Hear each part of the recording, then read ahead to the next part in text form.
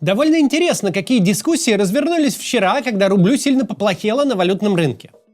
Как всегда, когда такое происходит, многие обратились к экономической догме, которая говорит нам: все может быть не так плохо, ведь ослабление национальной валюты поддерживает экспорт. Поддерживает тех, чьи расходы в рублях, а доходы в валюте. Есть очень большая фундаментальная проблема во всех такого рода рассуждениях. Мы о ней говорили вчера и скажем тут в начале. Многие люди склонны исходить из двух ложных предпосылок.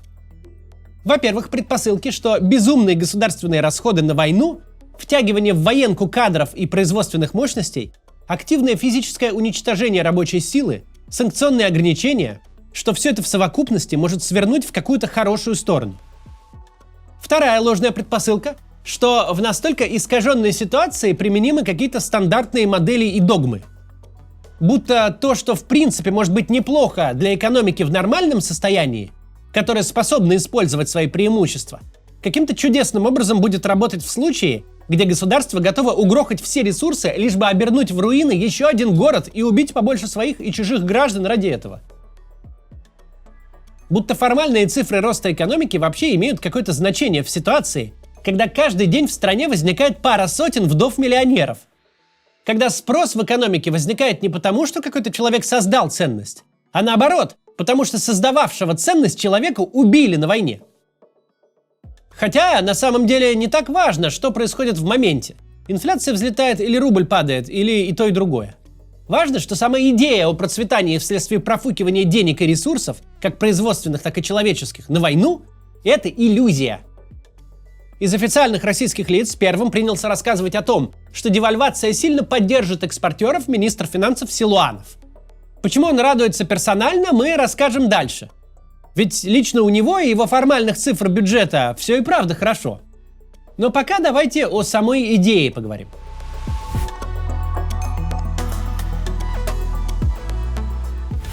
История о том, что ослабление национальной валюты позитивно влияет на экспортеров, имеет все законные права на жизнь.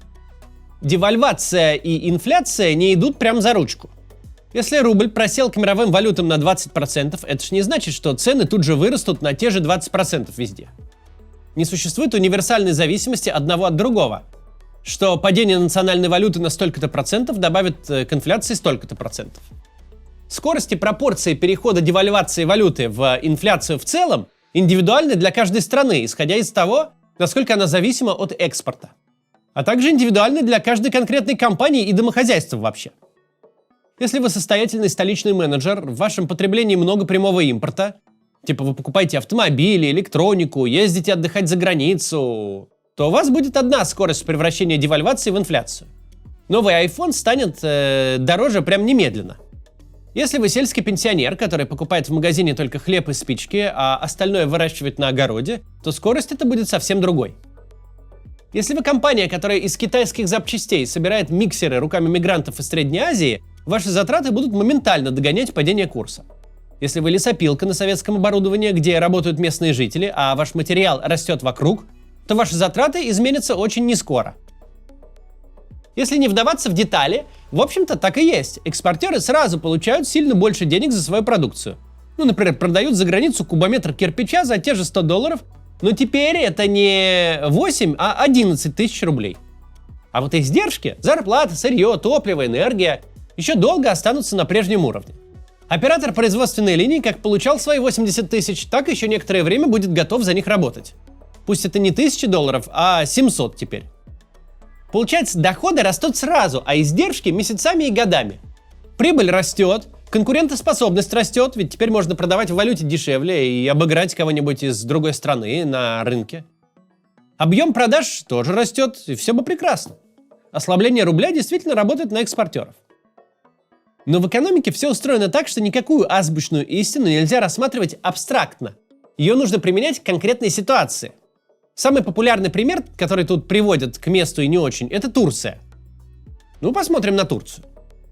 Турецкая лира даже не обесценивается, она летит вниз со скалы.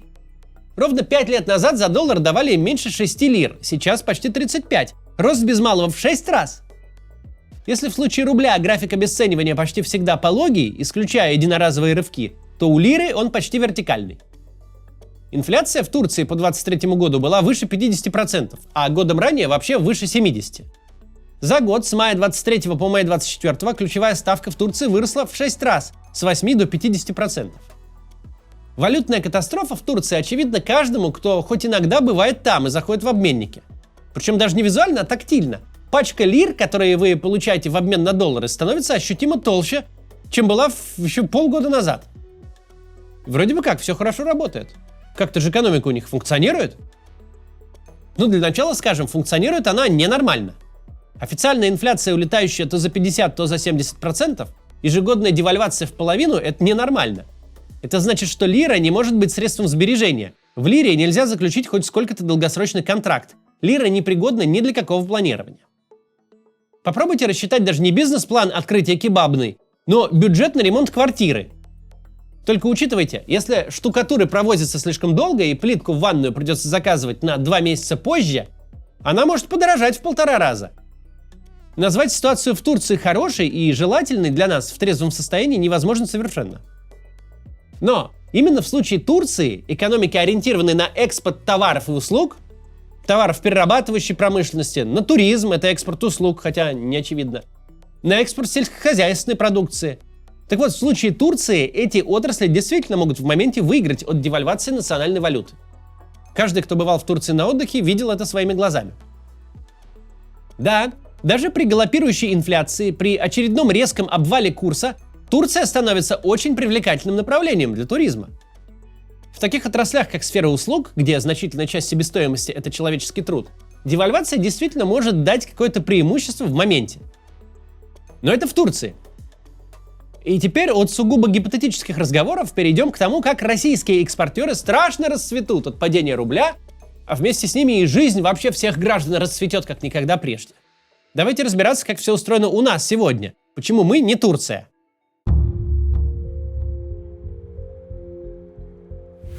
В российской экономике сейчас две фундаментальные проблемы. Первая – это перенасыщение рублями. Обеспечивая войну, российский бюджет вынужден на что угодно реагировать повышением расходов. Растет курс доллара – больше тратим на закупки комплектующих. Растет инфляция – больше тратим на единовременные выплаты за подписание контракта. ЦБ повышает ставку, военно-промышленному комплексу становится дороже одалживать деньги, снова надо тратить больше рублей. Такие госрасходы разгоняют инфляцию внутри страны помимо падения курса. Рублевые издержки предприятий-экспортеров не остаются стабильными. Да, условную тонну условной продукции они продадут за те же $100 и получат больше рублями. Но рублевые цены на сырье растут быстрее курса, а платежи по кредитам с новыми ставками ЦБ улетают в космос. Не существует ситуации, где экспортно-ориентированное предприятие, у которого растут все издержки, становится более конкурентоспособным и прибыльным. Оно просто продает свою валютную эту выручку, покрывает возросшие издержки и еще больше разгоняет инфляцию. Но это не главная проблема. Главная проблема заключается в адском дефиците людей. Российские предприятия и экспортеры не исключение. Сейчас конкуренция за работников идет не в какой-то конкретной отрасли. Все наши предприятия конкурируют за людей с государством, которое изо всех сил стремится работников либо грохнуть, либо заставить делать дроны. О каком росте экспортной промышленности может идти речь, когда в России нет рынка труда? Кто на предприятиях экспортной промышленности работать-то будет? Мигранты? Но не получится так. Не получится экономить валютные издержки на зарплатах импортной рабочей силы, мигрантов. Потому что узбекистанец хочет получать $700, а не какое-то абстрактное количество рублей. Расцвет экспорта от ослабления национальной валюты – это хороший пример из учебника, работающий в сферической экономике в вакууме, где есть незадействованные мощности, которые можно ориентировать на экспорт, где есть рабочая сила, которую в производство экспорта можно вовлечь из-за того, что появилось больше денег. Этот пример не учитывает ситуацию, когда в экономике возникает какое-то пространство для естественного роста, но им просто невозможно воспользоваться. Что толку от слабого рубля, когда деньги можно получить только в бюджете на войну, а не в банке на коммерческое предприятие?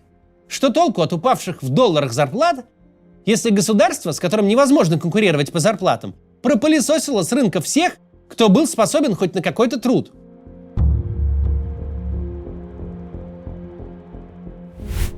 Конечно, есть два бенефициара всего происходящего – нефтегазовые экспортеры и федеральный бюджет, который с этих нефтегазовых экспортеров получает налоги.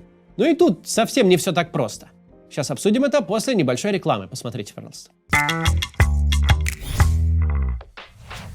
Пляжный отдых традиционно самый популярный у россиян, особенно у жителей больших городов. А что если бы можно было поехать не в курортный отель, а в собственный домик? Где-нибудь на Бали? Думаете, это недостижимая мечта? Не такая уж и недостижимая, если остальное время этот домик сдавать. На самом деле это довольно популярный вид инвестиций, и существуют компании, которые предлагают такую недвижимость под ключ. Я вам сегодня хочу рассказать про Break Property, одного из крупнейших девелоперов на Бали. Они работают с 2016 года и построили больше 44 тысяч квадратных метров высококлассной курортной недвижимости. А сейчас они запускают проект Elysium. Он расположен рядом с предыдущими объектами, то есть в уже обжитой зоне, и в 2 шагах от пляжа. В комплексе будут построены виллы и компактные апартаменты с собственным садом, балконом и видом на океан и горы. Кроме того, здесь запланировано 2500 квадратных метров общественных и коммерческих пространств. Рестораны и кафе, магазины и коворкинги, тренажерный зал, спа-центр, йога-студии, уединенные места для медитации и зоны отдыха с просторными бассейнами. При этом хлопот минимум, все сдается под ключ, в цену входят даже вилки и ложки. Все объекты застрахованы, застройщик дает гарантию 7 лет на качество постройки. Туристам недвижимость сдает управляющая компания, она же занимается уборкой, ремонтом и другими текущими вопросами. Вам остается только получать доход. Ну и, конечно, если вы захотите сами там отдохнуть, ваша вилла или квартира всегда к вашим услугам. Сейчас у Брейга действует акция. Вы оплачиваете только часть стоимости недвижимости, а оставшуюся часть можно будет гасить с доходов от аренды. А с промокодом MAXCATS вы получите специальные условия на обслуживание от управляющей компании, что еще больше увеличит доходность инвестиций. Все подробности по ссылке в описании. А еще у Брейга есть русскоязычный YouTube-канал, где рассказывают о тонкостях инвестиций в недвижимость на Бали. Заходите, изучайте и подписывайтесь.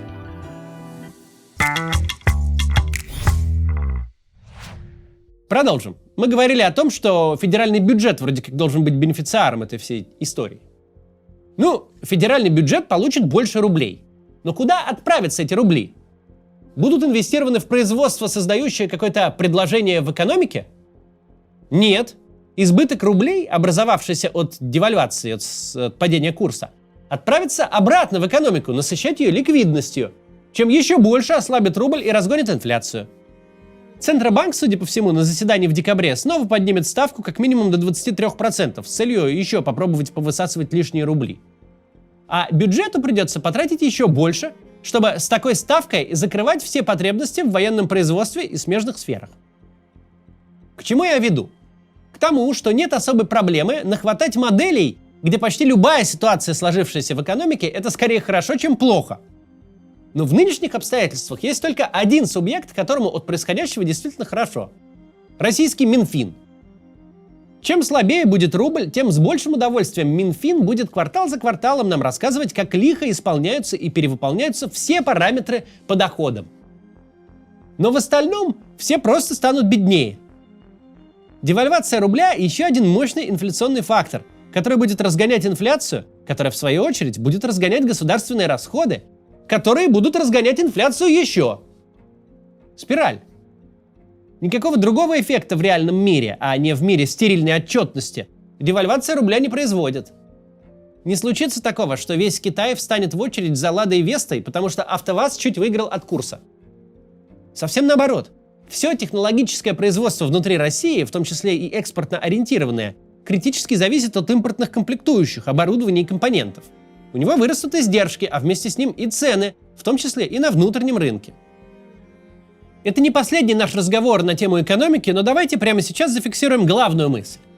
В ситуации большой агрессивной войны, когда государство готово пойти на что угодно и потратить сколько угодно, наводнить экономику каким угодно количеством людей и сколько угодно трудоспособных граждан высосать из экономики, в ситуации, когда те люди, которые могли бы собирать автобусы и комбайны, собирают дроны и танки, а те, кто мог грузить лук на складе, гибнут в окопах, для экономики это не может быть хорошей новостью.